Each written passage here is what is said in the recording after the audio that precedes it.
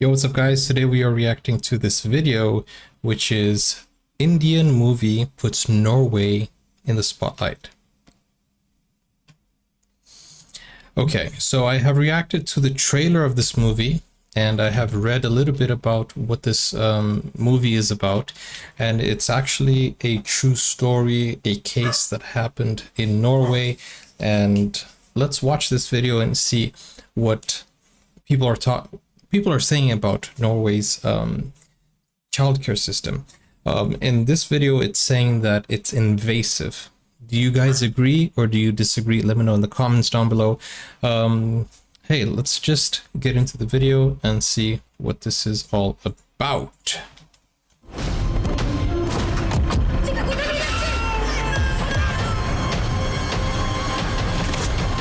These harrowing scenes are from a new Bollywood film, Mrs. Chatterjee vs. Norway. The film depicts the grueling journey of Sagarika Chakraborty, an Indian mother who fought a months-long legal battle for custody of her children, who were forcibly moved into foster care by the Norwegian Child Welfare Service Barnevern. This sent ripples across the world and sparked a diplomatic row between India and Norway. The film hit theaters worldwide in March and reignited a debate involving many biological parents who accuse Barnevern of tearing families apart. Norway regularly tops the chart of the happiest and most prosperous nations. But ask these people and they will tell you something is wrong in paradise. Chakraborty had moved to the city of Stavanger, Norway from the Indian state of Bengal in the late 2000s. In 2011, Barnevern took custody of her children, claiming she wasn't fit to raise them. Okay, but why? That is the real question. Why? What happened? This court rejects Mrs. Chatterjee's petition. No. Her case gained prominence that same year when she and her supporters launched a series of street protests to get her 2-year-old son and infant daughter back. According to one family advocate, the reasons Barnevern cited as justification to remove her children were flimsy at best. There was absolutely no basis for taking Sagarika's children away from her.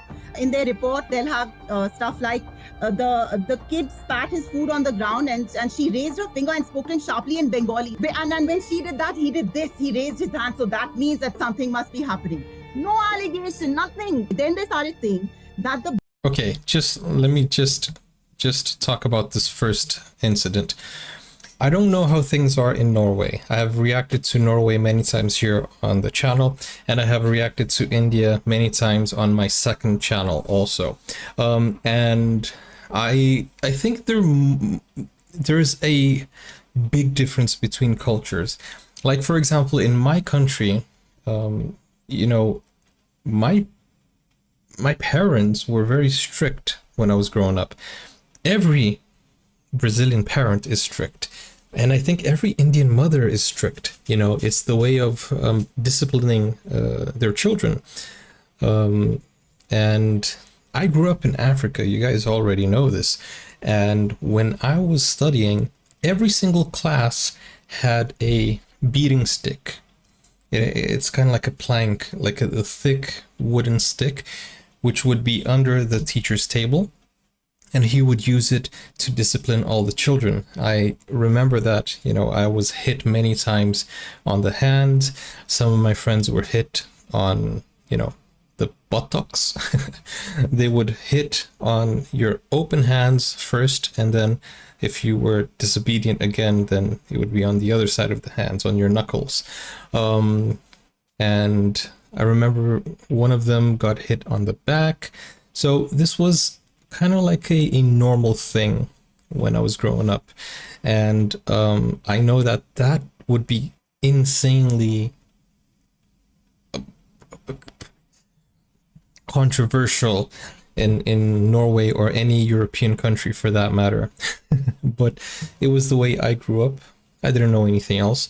I did tell my father, and he went there in school to question them, but still, you know, I think there are different cultures, and I don't know how it is now, but back then that's how the school system was, and you know, most of us deserved it. that something must be happening.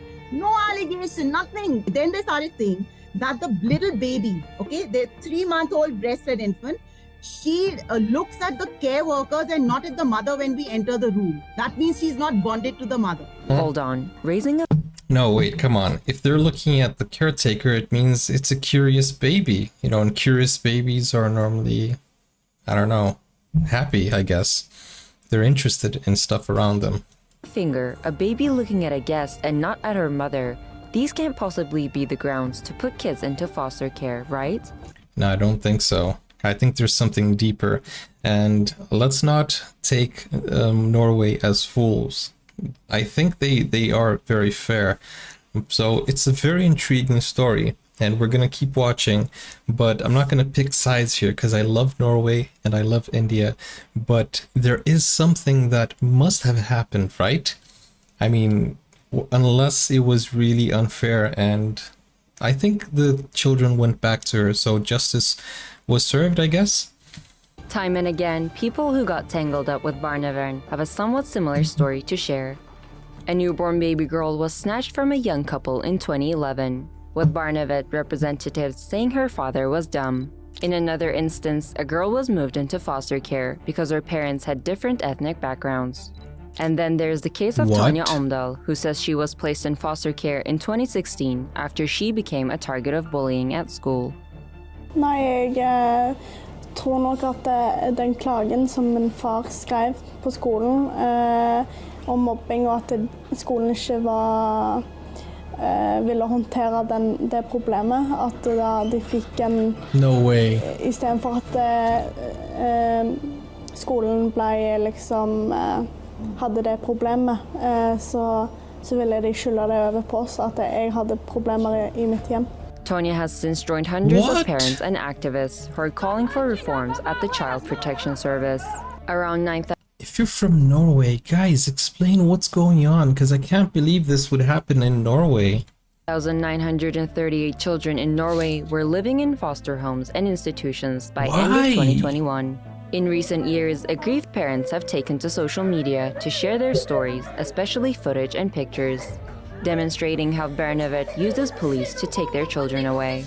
Why? Norway has come under increasing pressure over alleged violations of family rights from the European Court of Human Rights. Oslo also faces more child welfare-related litigations than all countries in Europe combined. And so far, the Nordic country has lost 14 cases at this international court.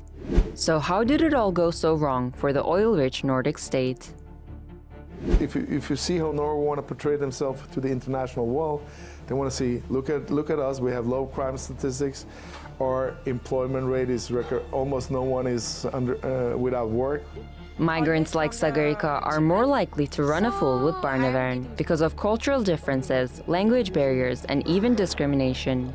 By the end of 2020, Okay, that's something I want to know. Like, is there a discrimination in Norway? Because I feel like Norwegians are very kind and welcoming people. And I think they even opened their borders to refugees, right? But of course, every country there are people who are intolerant. So, man, this is okay. This even might be this video might be biased though, because it's only it's partial, like to one side only. And I'm trying to be impartial, but bro, I love India and I also love Norway. So I am trying to pick my brain and try to figure out what exactly went wrong, because I can't imagine Norway doing that, but I also can't imagine this lady from India treating her children badly.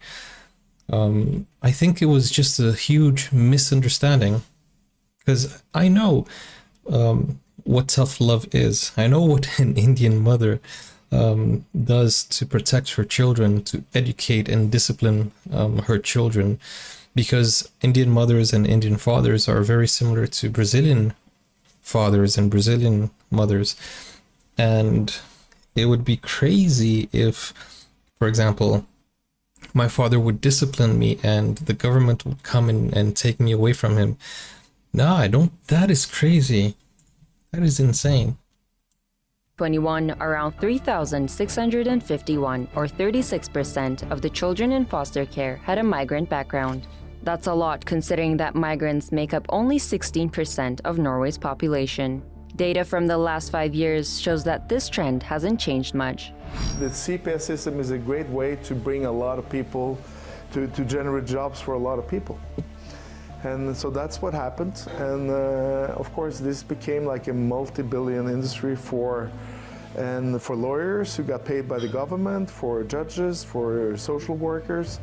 And then, of course, in order to justify such a big system within a small country, you have to take a number of children and you have to justify it. And that's why you have these huge numbers. Norway. Oh, is this true? No way. No way. No, what he's saying is that they're taking children from parents in order to fuel a multi-billion-dollar industry that generates jobs for social workers and judges and lawyers and all of. Oh no. If what?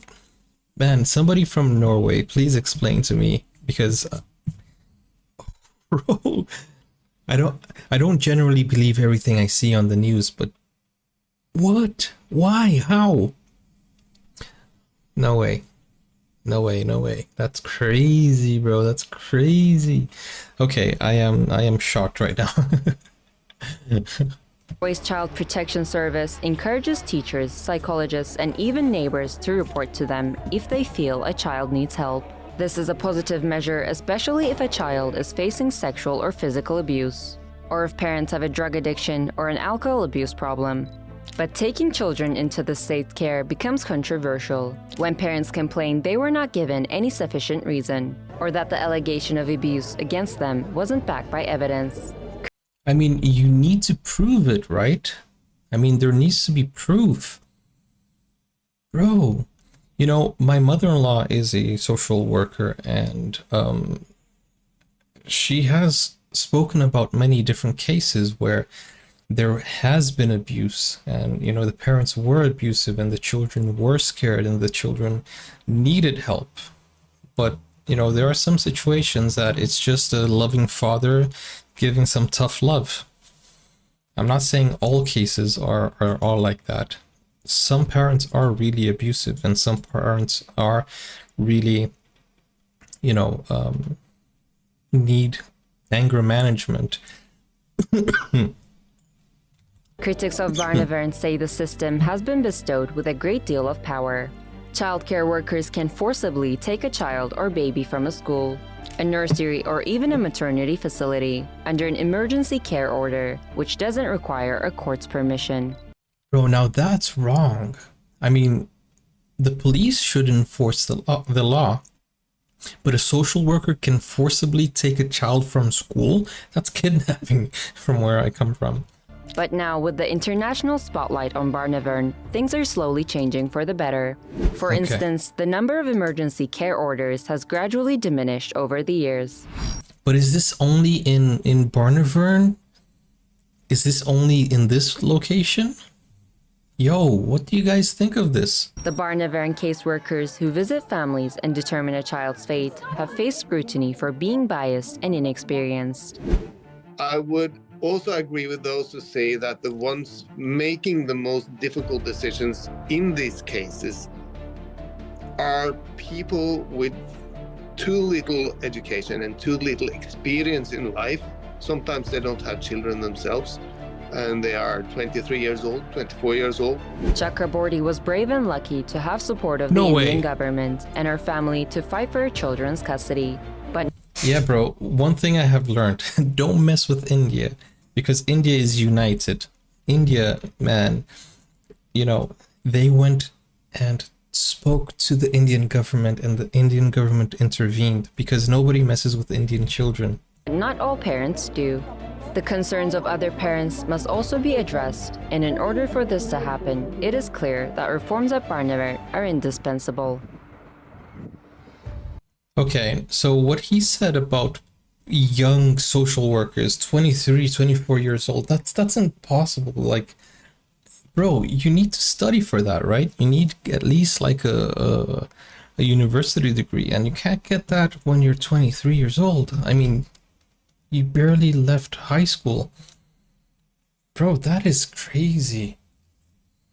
I mean, a social worker, they work basically with psychological issues, with social dilemmas, with moral dilemmas, and I can't imagine a university for an 18-year-old. Like, that's 3 years, 4 years. No, wait, that's 5 years. Bro, wow. If somebody leaves high school at 17 or 18, studies for 5 years, by 23 they have a diploma. Yo, 23 years old. I mean, that's too young for people to know what it is to have a child, right? I don't have a child myself. I can imagine because I have a nephew, but still, it's something that not even I, at my age, can imagine what it is to have a child. I can imagine the responsibility and all of that, but still, it's 23 years old. That's too young. That's too young. Anyways, guys, what did you think about this case? And let me know in the comments. Well, I'll see you guys on the next video. Take care for now. Bye-bye. See you soon. Now you can get full access to exclusive content, special reactions to shows, series, anime, full movies, and even request a video of your choice. Just become a YouTube member or join Buy Me a Coffee today. Find out more, the link is in the description. Never break, always fight, never quit, do it right.